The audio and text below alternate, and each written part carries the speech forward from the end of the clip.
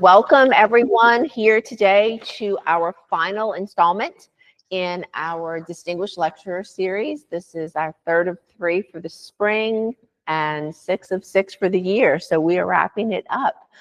We are privileged today to have Mr. Tyler Thibodeaux. He's a software engineer at Tecurologic. I've been trying to practice to say that, Tecurologic. He is actually an alumni of our department. He graduated in 2014, graduated with a bachelor's degree in computer science. So we're welcoming him back. And for over a decade, he's worked with healthcare professionals to design and build medical software that improves patient care and makes providers' jobs easier. His Tecurologic, I know I said that wrong, Tecurologic, okay, I got it. His Tecurologic team created PediNotes, an EMR electronic medical record program that specialized for neonatal and pediatric patients. It's currently in use at Women's Hospital and Ochsner Medical Center in Baton Rouge. Fun fact, he is apparently the GDoc's neighbor, former student and neighbor, and he agreed to come anyway. We won't hold that against him, but we're delighted to present Tyler Thibodeaux. His talk today is HL7 and interoperability of healthcare software. So without further ado, take it away.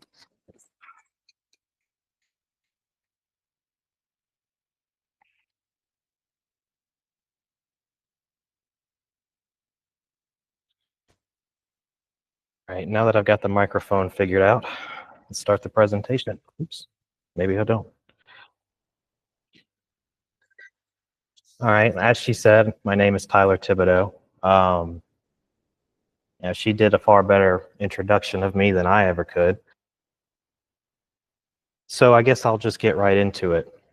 The main focus goal of this presentation is if you ever do interview with a company that writes healthcare software, they're probably going to ask you some questions, because that's the questions that I got asked when I was interviewing for the company I'm at now. Do you know anything about interoperability, HL7, CorePoint, things of this nature? I had no idea. I just had to look at them blankly. So I'm hoping maybe I can give you guys enough to be like, yeah, I can answer a couple of questions. So, you know, this first opening slide is kind of ironic. It's got a picture on it with an old school piece of paper and a pen, and that's usually not how things work anymore. Everyone uses software to chart medical data. Let me go to our next slide. So an EMR, it stands for electronic medical record. But it's also kind of used as a acronym for EMR software, which is any software that keeps track of patient medical information.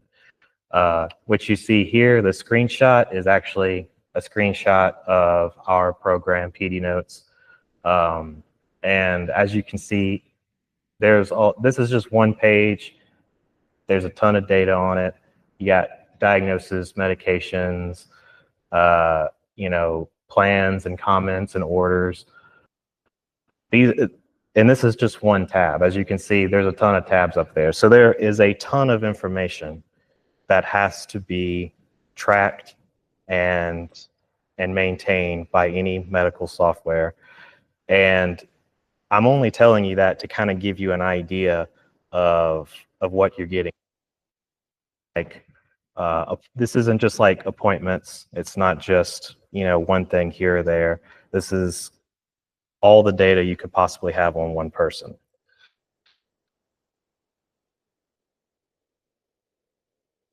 So all that data that PediNotes had in it, it can't stay just in PediNotes, because there are tons of different kinds of software out there. You've got Epic, which is the biggest one. You've got Meditech, Oracle Health, which used to be called Cerner. Those are the big ones that were used around here. And they all do things a little bit differently. They all store their data differently, you know, but you still have to be able to share data between all these platforms, because no hospital is the same. They all use their own software. They all use their own ways. They all have their own ways of doing things, I guess I should say. Any hospital, any practice, that's how it's going to be. So you have to be able to share that data. So you're probably thinking, you know, you guys know enough about software to know everyone's got a different database schema. Everyone stores data in a different way. So you got to have some kind of standard to share data. HL7 is a range of standards, right? This little message here, I don't know how well you can see it, but this is a pipe delimited string, basically, that stores a bunch of different patient data. And this is how you share this data in between these different programs that might have nothing to do with each other. So now I'm going to get out of the boring presentation, and if my computer will come back to life, I'll show you an actual practical demo here. So what we're looking at here is some software called CorePoint, right? Now I'm going to explain CorePoint more in a minute, but the point here is I just wanted to show you these messages and give you a little bit more of an idea of how these things work. So like this HL7 message, this is HL7 version 2.3. It has these, it'll start out with a code that's like, this is called your section. And inside you have MSH1, MSH2, and these things all have definitions.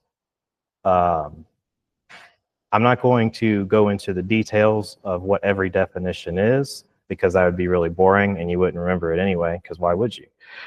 But the point is that you can look up what exactly MSH7 is supposed to mean. As a matter of fact, MSH9 here, this is the kind of message it is. This is an ADT message. That's a particular kind of HL7 message that has a particular kind of data, and you can tell that simply by looking at it and saying, okay, this is a ADT AO3 type message.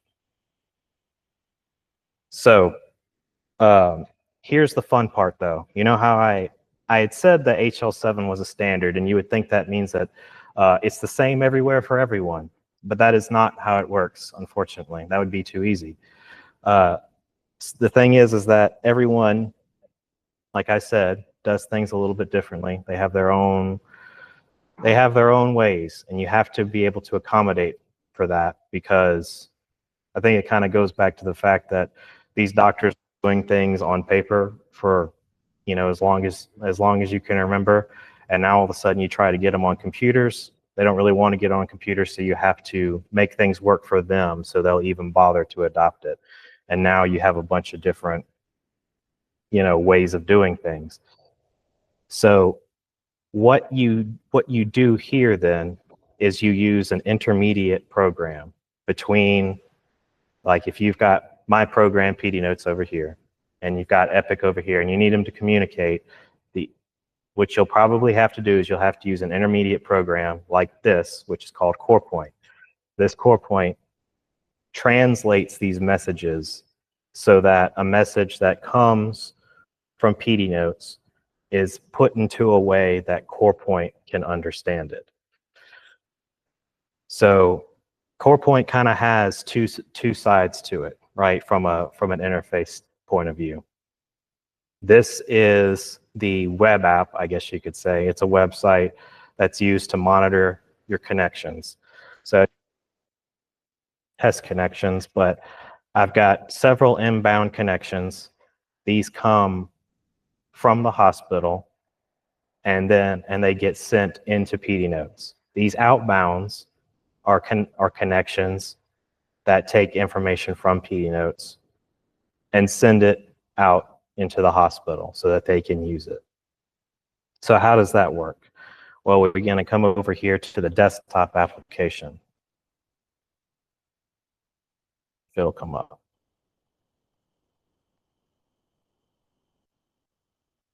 All right. So The meat and potatoes of CorePoint is the action list. And an action list is essentially programming in a user interface, user-friendly sort of way. Instead of writing code like with a keyboard, expand all items, you have this sort of thing. So we have comments, you know, we have if and else statements. It might look kind of weird at first, but this is all stuff that you should be able to know.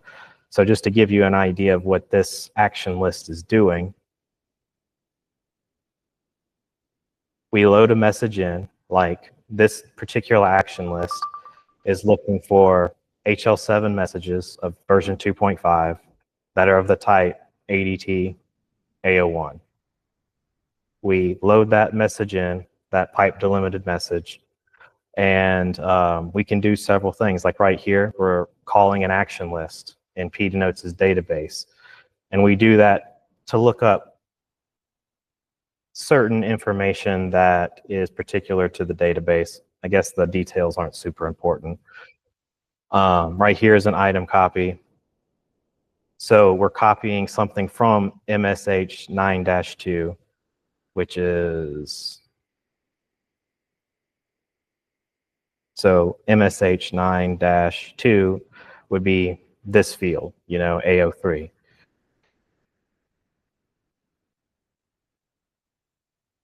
And we copy that into a variable called message trigger.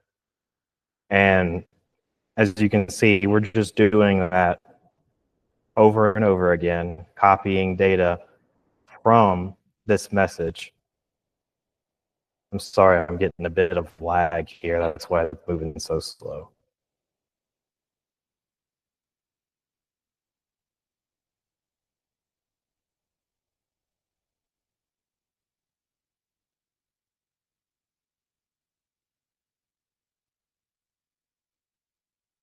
And okay, finally, we've copied data from the message that we got from the hospital into a bunch of variables, and we essentially pass it into a stored procedure in the PediNotes database. And then the stored procedure handles data, inserts it into the tables it needs to be inserted into, and you're good to go. I know I just dumped a lot on you guys. Are there any questions? What comes up with those Do you need me to bring it back up? list? Yeah. Is that part of like the hospital? We write them. So yeah. So we know the hospital will basically open a connection to our CorePoint, and we start getting all these messages in. And it's basically up to us to look at the data we're getting in, find where it is. I guess that's kind of part of the difficulty of it is you have to figure, I need to know when a baby was born. Well, I have to basically look through all the messages they're giving us. And then I have to write my action lists around finding that data and then getting it out the messages, putting it into our database using these action lists. So all these you see, these are written, and they're written using CorePoint. How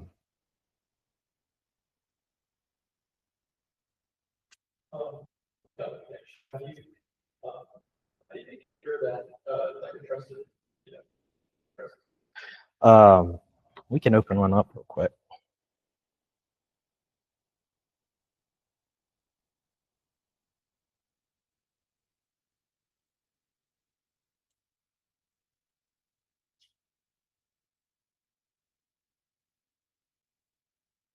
So, I mean, essentially, the answer to your question is that you're probably going to be operating on a local network, on a trusted network, and they're going to be giving you, you're going to use this IP address, this port, and you know, you can only access our network in this way. So it kind of ends up being secure in that way. Okay. Moving on. So now you know you've got all these action lists.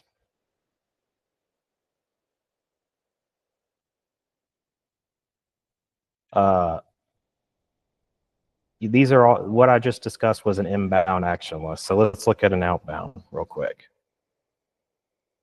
if I can.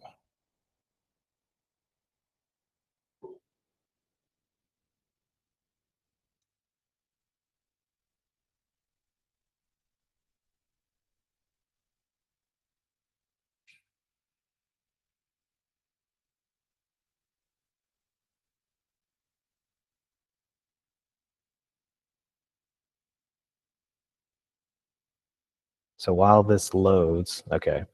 So in this case, this is an outbound. So we're pulling from our own database and sending it to the hospital. So how we're doing it here is we got a stored procedure, makes a database call, gets all of our records, loads it into this records variable. And now we have to create the message. We create the message here, MD out, then we use this list copy to copy the data from our message into, I'm trying not to get too in the weeds here, I'm sorry. So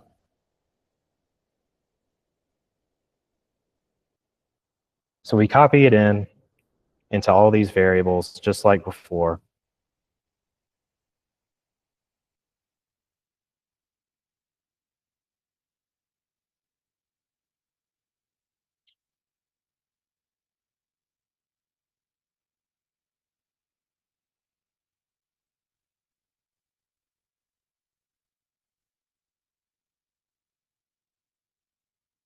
And then we call this message pass.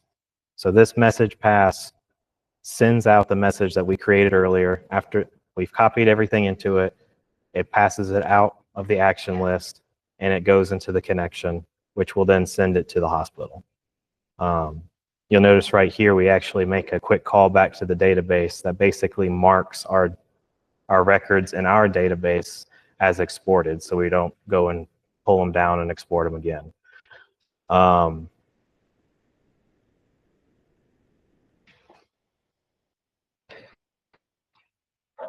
So one of the more interesting things about CorePoint is that it actually has a fully built-in version control system.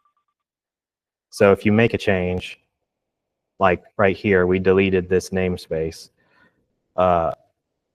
It's not live until you go in here, you hit commit, and you hit commit and activate. So you can make all your changes without having to worry about it going live. And if you make a mistake, if you break everything and you need to go back to the previous version, you can come in here to set active configuration and just put it right back, and it'll fix all your problems for you. I haven't had to do that yet, but it's good to know it's there. Did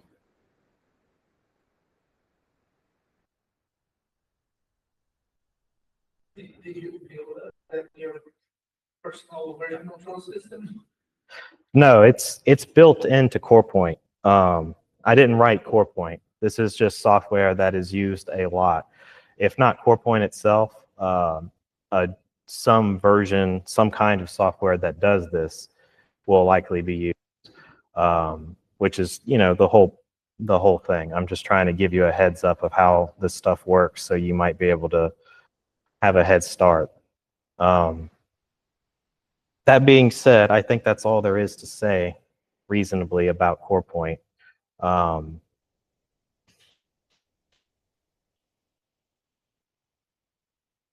Are there any further questions?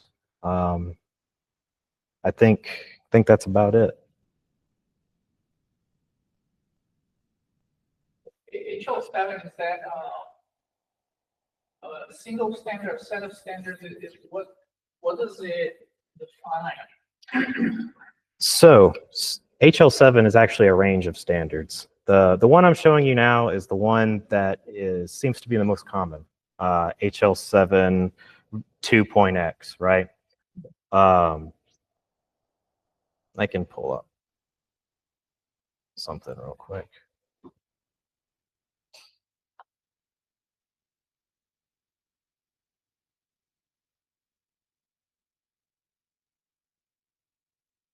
Well, I'll just pull up an example message. Does it define any sort of privacy encryption standard that is enforcing on that, or is it just the formatting of those? It's mainly formatting of these messages, right? And lots of it is pipe delimited, which I know probably seems kind of goofy to you guys. You're used to JSON and whatnot. But this is a pretty old standard. It's been around for a long time. A newer standard that they have is FIRE, which is, they spell it wrong, but there it is. I was hoping to get.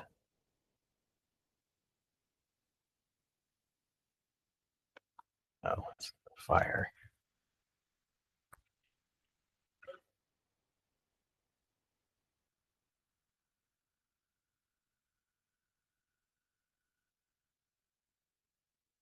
So FIRE it's in XML or JSON. I suppose it's sort of the new hotness, you know, and that's what a lot of people are moving towards. But I guess the basic idea here is that even though it's a standard, it's still pretty malleable, and you can still change definitions of your messages whenever you want. So you still have to be able to, as a developer, read lots of documentation, talk with the hospital, with the people who develop the application you're interfacing with, and figure out where your data is so you can pull it down. That's really the big challenge here. Did that answer your question at all? Yeah. And when you say that, like, hospitals, they do things in different ways, Mm-hmm. does that translate into like all sorts of different types of messages being passed around, even if they mean the same thing? Usually they will be using some kind of HL7 message, right? When I say different kinds of messages, they might, I don't know why that's open. They might say, like the standard for HL7 might say EVN2 means, or MSH12 is supposed to be the spot where you store the version of HL7 that you're using for this message. That's the official thing. But you might go to a hospital and they'll say, well, we're using MSH12 to store the patient's name, and you just got to deal with it, you know? So you can't count on anyone following the standard. Usually they will, but sometimes they'll do things a little bit differently for their own reasons. You know, sometimes it's because they have to deal, you know, they've already had to deal with some legacy software that's weird and does things its own way. So they've modified their messages to account for that. And now you have to deal with the repercussions of that. So that's kind of where you're at with anything regarding healthcare. You know, doctors have certain particular ways they like to do things, and they're often not going to make sense to your computer science brain. And sometimes that means that you have to work around what they need and not what you think is best. And so that's why standards created by some computer science guy sometimes need to be modified to fit. Anyone else? Or are we? So like, what is your day-to-day of like, well, my day-to-day is a little bit of everything. I am sometimes doing this, writing action lists, but most of the time I'm just a developer. You know, we have that program, PediNotes. It's, you know, it's always needing new features. Things are always changing, so we need to modify it to fit. There's always a bug that comes up. You're always fixing bugs. That never changes. That's the fact of life. So that's 90% of it. We've got some new software we're working on that's kind of separate from PediNotes. We're hoping that's going to take off and maybe make some money. And a lot of it is just support. You know, sometimes you'll get the most off the wall questions from doctors, right? Or you know, nurse practitioners, you know, and you're like, I didn't know you could use the program that way, and I wrote the screen. Like, how did you even do that? And now you've got to, you know, not only do you have to get them working again, right? Because they're like, I've got 12 other babies I need to see right now, and I can't because this program isn't working. Well, you might have to hack something to get them working again. That's the stressful part of the job, because yeah, hospitals don't stop, you know, especially like we're at the NICU, you know, those babies are in there all the time. So the program has to work all the time. You don't get downtime. So I guess that's sort of my day to day. Mostly development, but a lot of support. What's up? Could you tell us a little bit about your experience here as an undergraduate, what prepared you to go into this field? Talking earlier, you said you were an internship. Yeah. This currently, so talk just a little about that experience. Yeah. So we've always been a very small team. We're not some big corporation, right? I mean, I think the most we've ever had was like 6 people at a time. So I don't need to point out the fact that that's very similar to, you know, what these project classes in Southeastern are like. You know, what it ultimately, you know, Southeastern prepared me for being handed a goal, I guess you could say. You know, I need you to create something in this software that does this, and then you just have to figure it out and make it happen. You don't have a boss to tell you how to do it, or, you know, you just kind of have to make it work. You have to look up the technologies that you need. You have to design it from, you know, from absolutely nothing to finished product. And you have to be able to manage your own projects too, and make sure that you're not letting anything fall through the cracks. You know, you got to make sure you're getting everything tested. You know, it's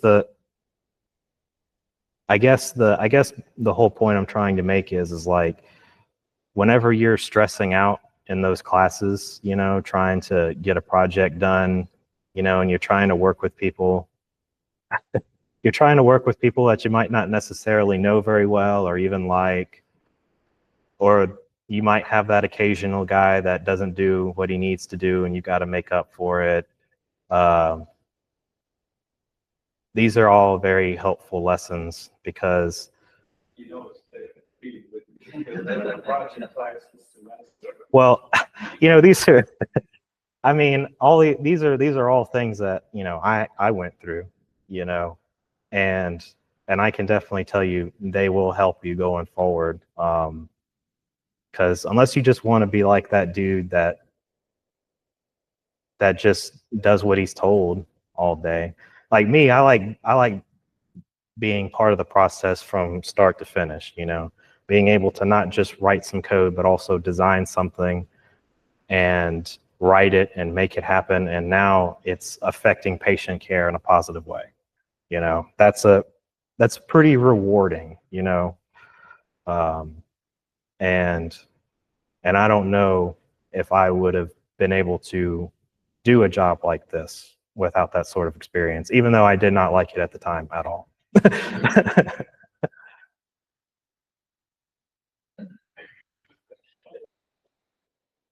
So was it your internship that induced your desire to stay in this industry versus a different industry, or did you kind of always have a penchant to the healthcare sector? I did not have a particular penchant to go into healthcare. It was, I mean, part of it was my boss. You know, he's the dude who owns the software company is a physician, right? And for him, software development is kind of a hobby, so he just enjoys it, right?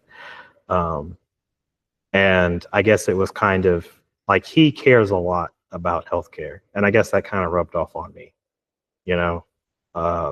If he was just some guy who was going and doing his job every day, maybe it wouldn't matter to me. But I guess him caring made me care more. And he's also always paid me very well, so that's very helpful.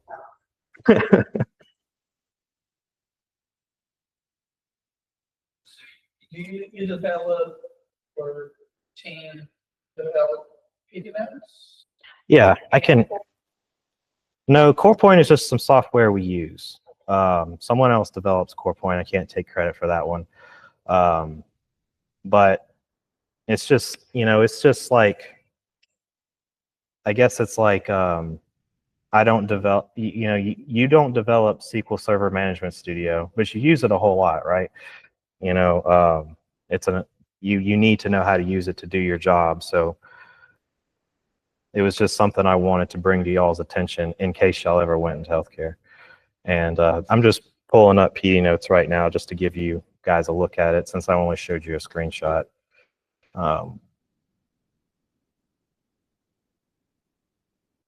You know, just to give you an idea of all the stuff that's in here.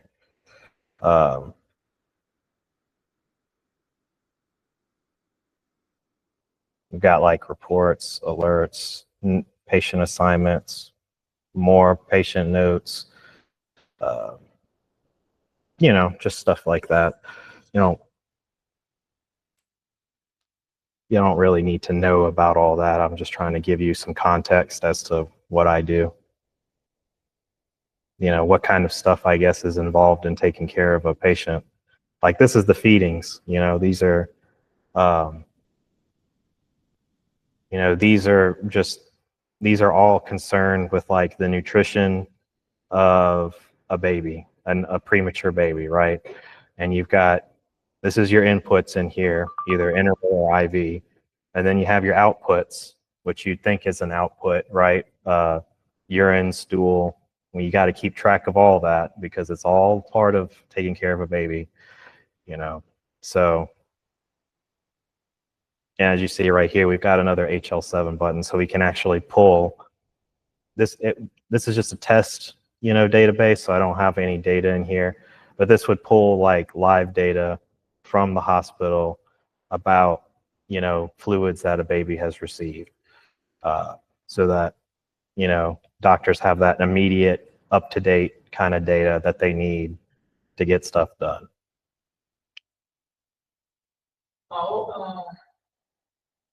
So was that your job right after you graduated from Southeastern, or did you do something else? Whenever I first started, I didn't immediately jump into PediNotes. When I first started, we were also trying to work on some other software for a land development company, but that didn't really go anywhere. But I only worked on that for like maybe a year, and then I was into PediNotes. I helped develop like we called it the mobile app, but really it was a website designed for phones that they could use to acknowledge labs and stuff like that. That was kind of my baby for a long time. That was what I got started in, on the healthcare side, I should say. So Yeah, so my follow-up is like, how long did it take to adapt to the lingo and have the knowledge and I'm still not totally adapted to the lingo. Sometimes Steve will, my boss, this physician, he'll say things and I'm like, okay, you gotta slow down and explain that one to me.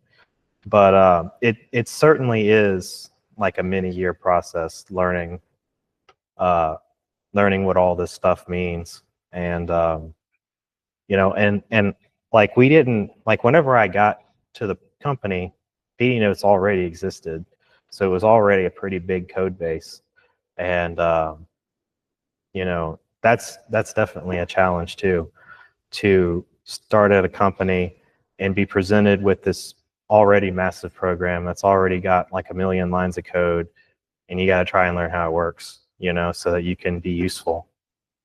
I don't know of any way you could reasonably prepare for that. Maybe go look at some story and try and figure out how everything works. That'd probably be a useful skill to learn, because you're probably, unlike the project classes here, you know, where you start from scratch, right? You're probably not going to be starting from scratch at some company you get hired to, right? You might have to bail off in a big code base. So.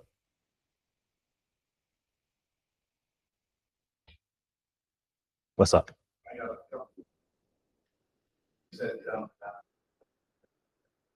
When do you ever like update All the time. It's a constant process. It never stops. It really doesn't. I mean, our exact cadence changes depending on how busy we are with one thing or another, but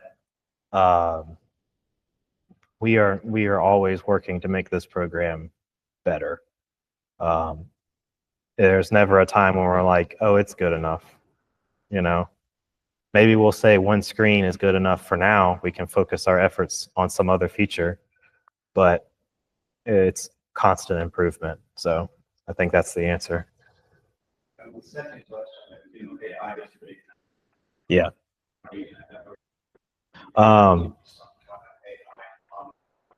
I have been subtly pushing for some of that. I think that AI could be very useful in healthcare under the right conditions, but that's also a very expensive hole to bail off into, and I think we as a company are just not big enough to do that right now with our other goals that we have. But it is something that I've been personally interested in. So yeah, we do use GitHub Copilot a lot in development. That's been an extraordinarily helpful tool. I was, you know, some AI I've used in the past has been kind of disappointing, but GitHub Copilot like has been very useful. We pay for it. I don't remember what tier we're on. I think it's like the middle tier or something, but definitely would recommend that. So you've been in this company for how long? 10 years? Like 10-ish years. So have you ever had to adopt like a new technology, a new library or something that kind of require a lot of rewrite? So rewrite, not per se, because this code is so big, it has so much inertia. We haven't really changed a lot of the core technologies of PediNotes itself. Now, the new stuff we're working on, which I don't really want to go too deep into detail because I'm not sure how much I'm allowed to say about it. But the new stuff, we're using a lot of new technology, you know, there, you know, and that's been a fun challenge, doing something different than like C# and .NET till the end of time. But in this case, you know, I think the real answer to your question is no, we haven't tried to change technologies in an already started project. So. I know a lot of smaller companies, there's a lot of wearing different kinds of apps and not always clear. Just curious from your experience with this company, what your boundary looks like between those two groups and how they synchronize together. There's really not much in the way of boundaries. We've always had like a guy who is the project manager, you know, and but from like a point of view of who does front end, who does back end, who does database, we've always done everything, you know. We just haven't ever been big enough to have some guy that's dedicated to just one thing. But usually, you know, that also means that since everyone knows everything, you have a lot more flexibility with a little team. So I hope that answers your question. Does that mean that your developers are also your small team? Yep, we are. It's not always ideal, but you know, like I'll get on there and I'll have to create new users in the program sometimes, you know, and that's not, like I said, that's not ideal, but it is what it is.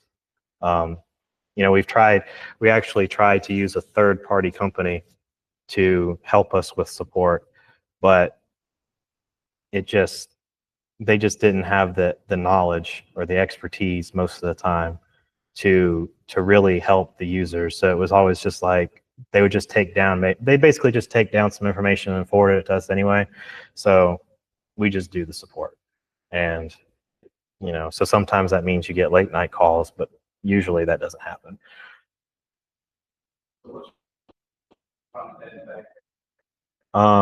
You know, I do like designing cool interfaces. I really do. If I had to pick a favorite, that's probably it. You know, and trying to come up with something that like a user doesn't hate using every day is, you know, because they're going to see it all the time. You know, if no one sees the back end, that's not cool. They don't care. They like the front end. So it's cool to work on the front end, I guess.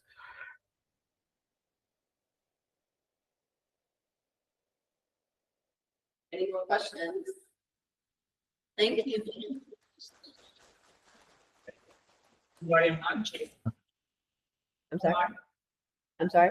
Anybody online? No, I didn't see anything in the chat. I'm heard. I don't know how to check that. All right. Thank you so much for coming, Tyler. That was super informative. I appreciate very you guys for interesting. having me. I hope it wasn't too meandering. It's the first time I've ever had to give a public speaking presentation since I left this place. So I hope it was okay. No, that's wonderful. Thank y'all for coming. Remember crawfish at 6-ish, I think, guys. Is that right? Around 6-ish? Doesn't mean we can't head over early, but I will see you all out there. Thank you so much.